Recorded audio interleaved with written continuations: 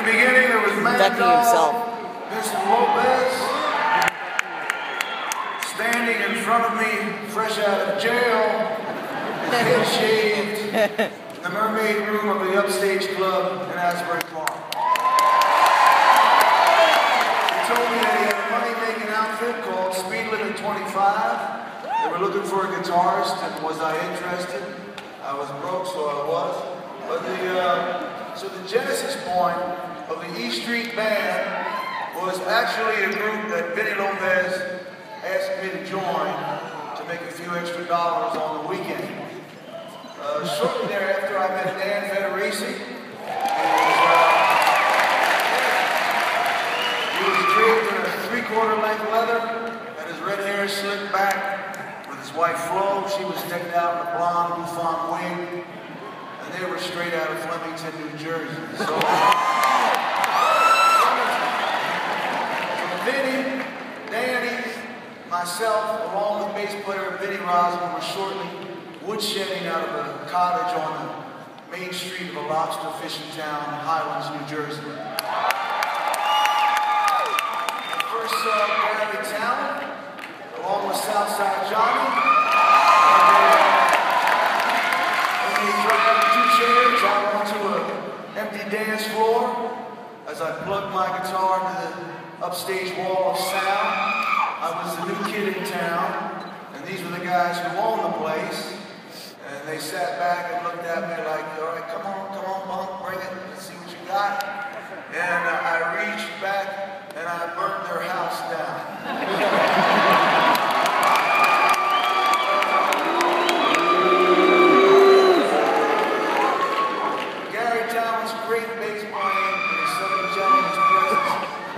My band for 40 years. Thank you, Gary.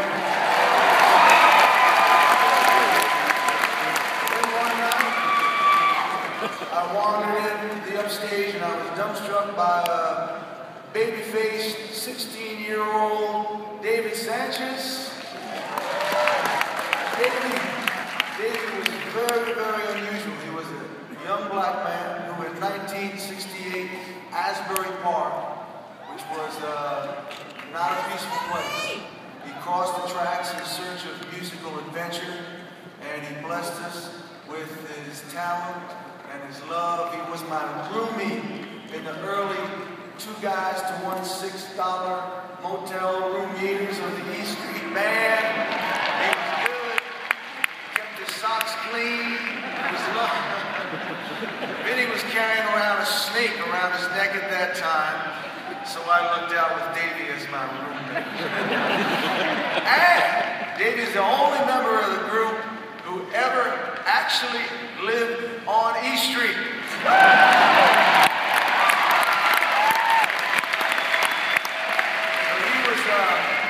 I walked in, and he was on the club's organ, and Davey, he's reserved now, but at the time, he danced like Sly Stone, and he played like Booker T, poured out soul and blues and jazz and gospel and rock and roll, and he had voicings on his keyboard that we just never heard before. It was just so full of soul and so beautiful. Davey, love you, and we still miss you so, you know. But predating all of this was Steve Van Zandt.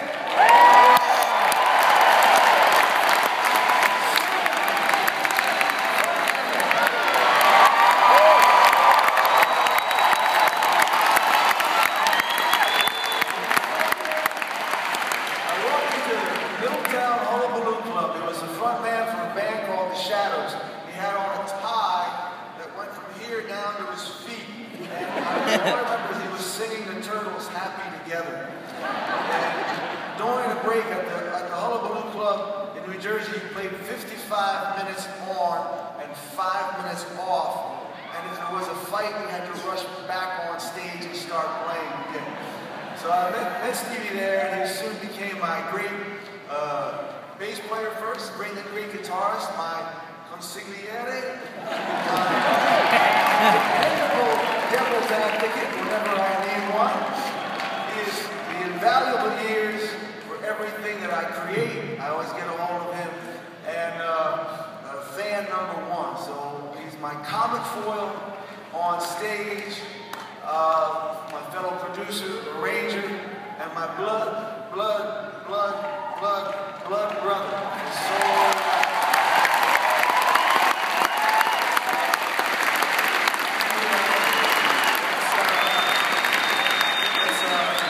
Let's keep rolling for as many lives as they'll give us. All right.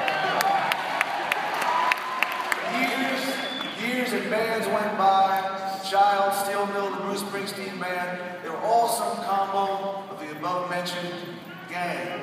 Then I scored a solo recording contract with Columbia Records, and I argued to get to choose my recording sideman, which was a misnomer in this case, if there ever was one. So I chose my band and my great friends, and we finally landed on E Street, a rare rock and roll hybrid of solo artistry and a true rock and roll band. But one big thing was missing.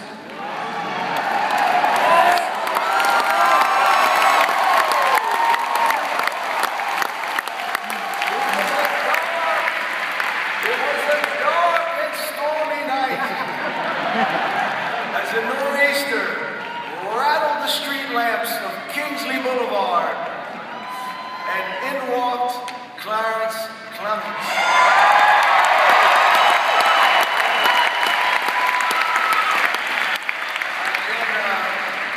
I've been enthralled by the sax sounds of King Curtis and Junior Walker in his search for years for a great rock and roll saxophonist. And that night Clarence walked towards the stage, and he rose, towering to my right on the Prince's tiny stage about the size of this podium. And then he unleashed the force of nature that was the sound and the soul of the big man. That moment, I knew that my life had changed. Miss you. Love you, big man.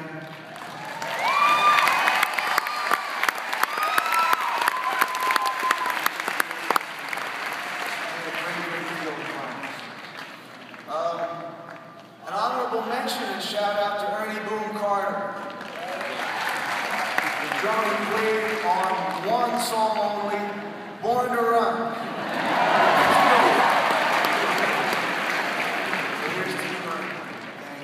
Thank you, of course, Max Weinberg and answering that in the Village Voice. And they beat out 60 other drummers and keyboardists for the job. It was the indefatigable, almost dangerously dedicated mighty Max Weinberg and the fabulous Ron Fingers and Professor Roy Baker. They defined the sound of the E Street Band that remains our calling card around the world to this day. Thank you, Roy. Thank you, guys. And professional hitman.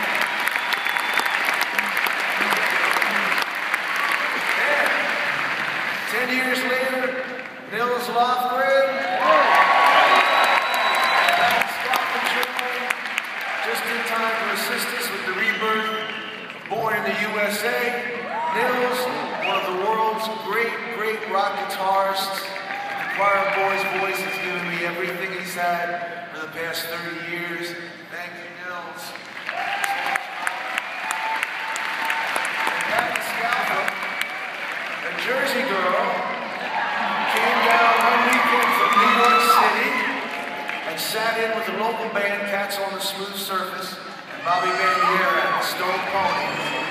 And she sang a killer version of the Exciters' Tell 'Em. She had a voice that was filled with a little Ronnie Spector, a little Dusty Springfield, and a lot of something that was her very, very own. After she was done, I walked up, I introduced myself to her at the back bar, we grabbed a couple of stools, and we sat there for the next hour or 30 years or so.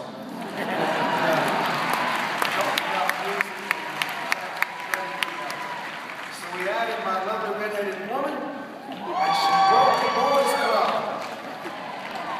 Now, I wanted our band to mirror our audience, and by 1984, that meant grown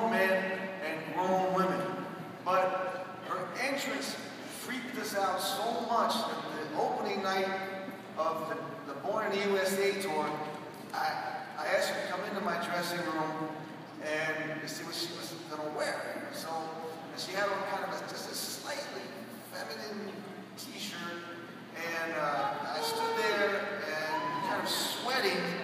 At my feet I had a little Samsonite luggage bag that I carried with me, and I kicked it open, and it was filled with all my smelly, sweaty t-shirts, and I said, just pick one of these. It'll be fine, you know. She's not wearing one tonight. So, but anyway, Patty, I love you. Thank you for your beautiful voice. You changed my band and my life.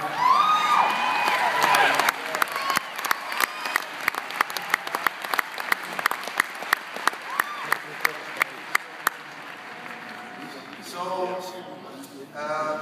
real bands are made primarily from the neighborhood, from a real time and a real place that exists for a little while and then changes and is gone forever. They're made from the same circumstances, the same needs, the same hungers, culture, from the same need of a love to cover over hurt. They're forged in the search for something more promising than what you were born into. These are the elements, the tools, and these are the people who built the place called East Street. A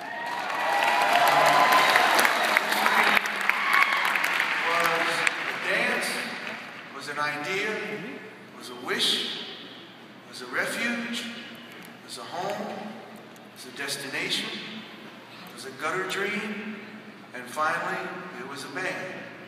We struggled together, and sometimes we struggled with one another. We bathed in the glory and often the heartbreaking confusion of our rewards together. We enjoyed health, and we've suffered illness, and aging, and death together. We took care of one another when trouble knocked, and we hurt one another in big and small ways. But in the end, we kept faith with each other. And one thing is for certain. As I've said before in reference to Clarence Clemens, I told a story with the East Street Band that was and is bigger than I ever could have told on my own. And I believe that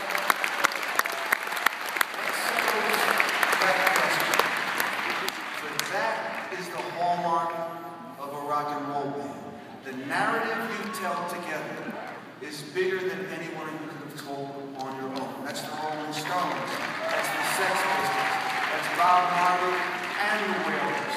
That's James Brown and his famous Flames. That's Neil Young and Crazy Horse. So I thank you, my beautiful men and women of East Street. You made me dream and love bigger than I ever could have without you. And tonight I stand here with just one regret, and that's that Danny and Clarence aren't here with us tonight.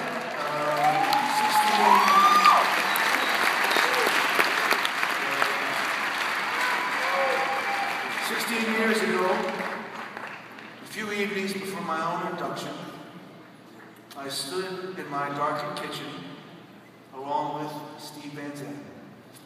Steve was just returning to the band after a 15-year hiatus, and he was petitioning me to push the Hall of Fame to induct all of us together. And I listened, and the Hall of Fame had its rules, and I was proud of my independence. We hadn't played together in 10 years. We were somewhat estranged. We were just taking the first small steps of reforming. We didn't know what the future would bring.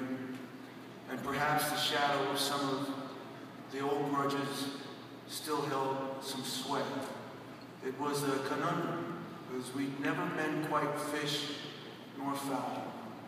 And Steve was quiet,